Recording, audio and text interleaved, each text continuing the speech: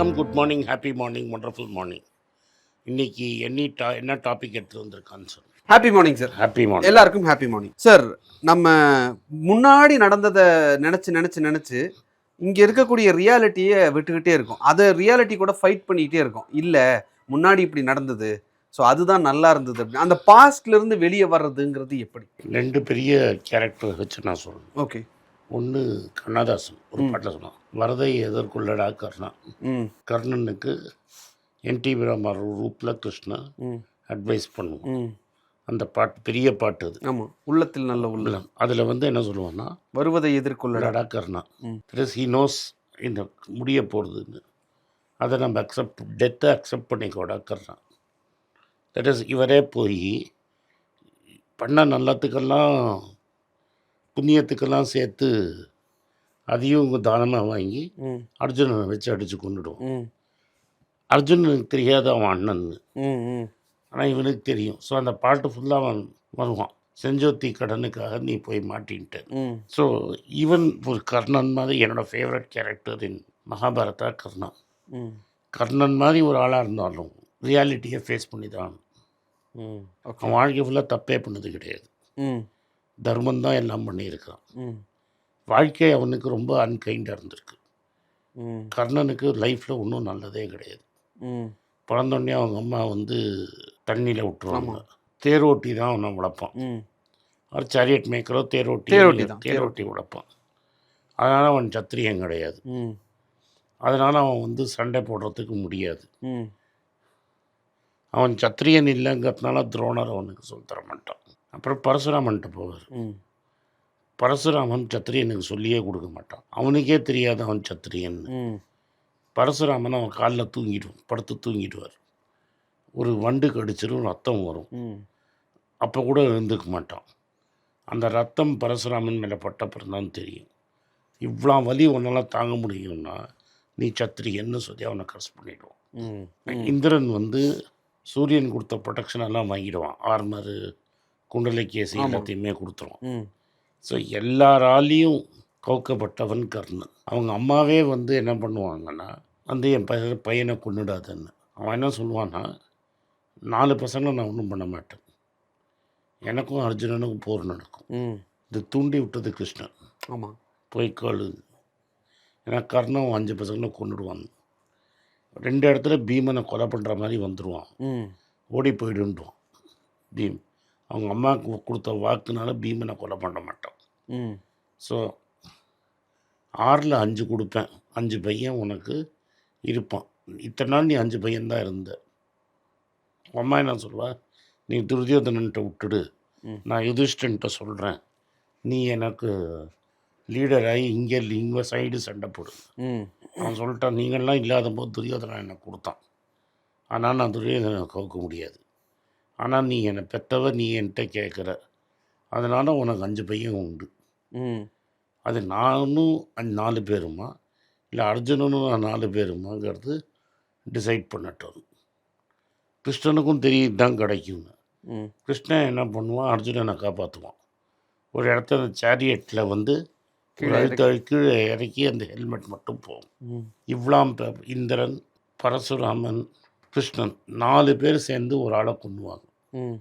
நம்ம என்ன நினைக்கிறோன்னா, ஒரு ஆள் தான் கர்ணனை கொண்டுட்டாங்கன்னு. கர்ணனை கொன்னது 4 பேர். ஒவ்வொருத்தரும் ஒவ்வொரு வகையில் ஒவ்வொரு இடத்துல பரசுராமன் சபிப்பான். கிருஷ்ணன் கடைசியில் தானம் வாங்குவான், குந்தி அனுப்புவான். இந்திரனையும் கிருஷ்ணன் தான் அனுப்புவான். அப்புறம் இந்த சாஹல்யன்னு ஒரு பெரிய குந்தியோட பிரதரோ தான் அவர், சொந்தக்காரங்க, இவங்களோட சொந்தக்காரர். அவன் சேரியட்டராக வருவான். அவனும் எப்போதும் கிருஷ்ணனோட சண்டை போட்டுகிட்டே இருப்பான், கர்ணனோட சண்டை போட்டுகிட்டே இருப்பான். சல்யன் தான் இவனோட குந்தியோட பிரதர். அவன் கர்ணனுக்கு சேரியட்டராக வந்துடுவான், குதிரை ஒட்டியாக வந்துடுவான். இவ்வளோ பேர் சேர்ந்து ஒரு ஆளை கொண்டுவாங்க. இது ரியாலிட்டி. அப்போ அந்த ரியாலிட்டி அதை தான் சொல்கிறான் கிருஷ்ணன், வரதை எதிர்கொள்ளடா கர்ணா. இவ்வளோ ஹார்டான ஒரு ரியாலிட்டியை ஒருத்தங்க ஃபேஸ் பண்ணணும் அப்படின்னா அதுக்கான நீ ஃபேஸ் பண்ணுங்கிறதுனால தான் மகாபாரதத்தில் சொல்லி கொடுக்குறான். ரமண மகரிஷி என்ன சொல்கிறாருன்னா, விதிங்கிறத யாராலையும் மாற்ற முடியாது. நம்ம என்ன நினைக்கிறோம், நம்ம செஞ்சோம், நான் பண்ணேன், நாங்கிறீங்க. இல்லை நாங்கிறதே கிடையாது. என்ன நடக்கணும்னு முன்னாடியே டிசைட் ஆகிடுச்சு. இந்த உலகத்தில் எல்லாமே ரேண்டம் தான். நீ உனக்கு தெரிஞ்ச அளவுக்கு கரெக்டான ஸ்டெப் எடுப்பு. இப்போ நீ ஒரு ஊர் பேர் தெரியாத இடத்துல வந்தால் ஹோட்டலை விட்டு ரைட்டுக்கு போகிறதா லெஃப்ட்டுக்கு போகிறதான்னு உனக்கு தெரியாது.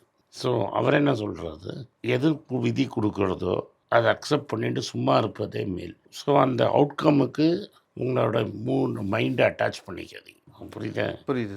இதுதான் என் தலையெழுத்துனா தான் நடக்கும். என்னோட மைண்டை அதில் அட்டாச் பண்ணால் தான் சுகம் துக்கம்னு வரும். ஸோ அதே மாதிரி நீ கேட்ட மாதிரி உன்னோட பாஸ்ட்டுங்கிறது உன்னை மாற்றவே முடியாது. ஸோ நீங்கள் என்ன பண்ணலாம்னா, உன்னோட பாஸ்ட்டில் நீ உயிரோடு இருக்கணும், இல்லை ஃப்யூச்சரில் பற்றி கனவு காணணும், இல்லை ப்ரெசண்ட்டில் இருந்து உன்னோட ஆக்ஷன்ஸை வச்சு ஃப்யூச்சரை ஷேப் பண்ணணும். ஓகே, உனக்கு 3 சாய்ஸ் இருக்குது. அனிமல்ஸுக்கு சாய்ஸே கிடையாது, அதனால அவங்களுக்கு ப்ராப்ளமே கிடையாது.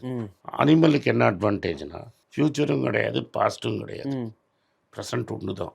மனுஷனும் ஒருத்தனுக்கு தான் பாஸ்ட்டும் ஞாபகம் இருக்கும், ஃப்யூச்சர் பற்றின கவலையும். ஆமாம். அதனால தான் ஒரு மாதிரி அனிமல் குயிக்காக வந்து அவங்க அம்மாவே மறந்துடும்.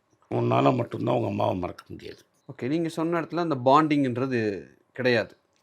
போயிடும். ஸோ பாண்டிங்னு ஒரு இருக்கும்போது தான் அதோட வலிங்கிறது ஒன்று வருது. அந்த இடத்துல தான் நம்ம ரியாலிட்டியை ஃபேஸ் பண்ணுறதுக்கு பயப்படுறேன். எனக்கு பெட்டராக நடந்துடும். உனக்கு நடக்கலை, என்ன பண்ண முடியும்? நீ ட்ரை பண்ண நடக்கலை.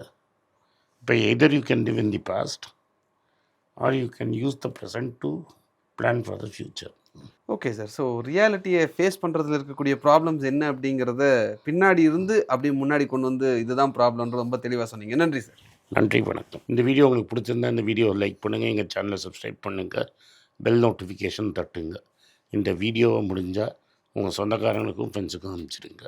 நன்றி, வணக்கம். எல்லாருக்கும் வணக்கம். எல்லாருக்கும் ஒரு இம்பார்ட்டன்ட் அறிவிப்பு. நான் யார்ட்டையுமே பணம் வாங்குறது கிடையாது. நான் யாரையும் டைரெக்டாக கன்சல்ட் பண்ணுறது கிடையாது. என் பேரை சொல்லி நிறைய ஸ்கேம் நடக்குது. டெலிகிராம் குரூப், வாட்ஸ்அப் குரூப்னு. எனக்கு இருக்கிற வாட்ஸ்அப் குரூப்லாம் சும்மா இன்ஃபர்மேஷனுக்கு மட்டும்தான். நான் செபி ரிஜிஸ்டர்ட் அட்வைசர் கிடையாது. நான் சேனல் நடத்துறது எஜுகேஷன் பர்பஸ். அதில் ப்ரைஸே பேச மாட்டேன். இதை வாங்கு அதை வித்துருன்னு சொல்லவும் மாட்டேன். என் பேரை சொல்லி பண்ணுறாங்கன்னா ஏமாந்துடாதீங்க.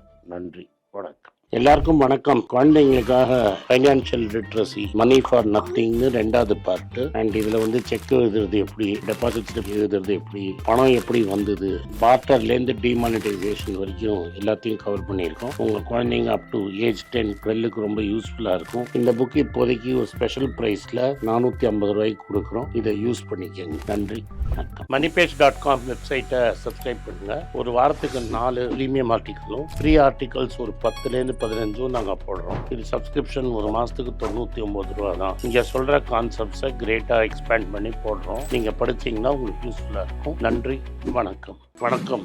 குழந்தைங்களுக்காக ஒரு புஸ்தகம் லான்ச் பண்ணோம். அது ரொம்ப சக்ஸஸ்ஃபுல்லாக இருக்குது. யாருக்கெல்லாம் அந்த புஸ்தகம் போகணுமோ எங்கள் டீமுக்கு கான்டாக்ட் பண்ணுங்கள். கீழே இருக்கிற நம்பர்லேயும் வெப்சைட்லேயும் கான்டாக்ட் பண்ணிங்கன்னா உங்களுக்கு அந்த புஸ்தகத்தை நீங்கள் வாங்கிக்கலாம். மற்ற எங்கள் புஸ்தகமும் அவைலபிள். எங்கள் வெப்சைட் மூலமாகவும் வாங்கலாம். கீழே இருக்கிற வாட்ஸ்அப் நம்பர்லேயும் மெசேஜ் அனுப்பலாம். நன்றி, வணக்கம்.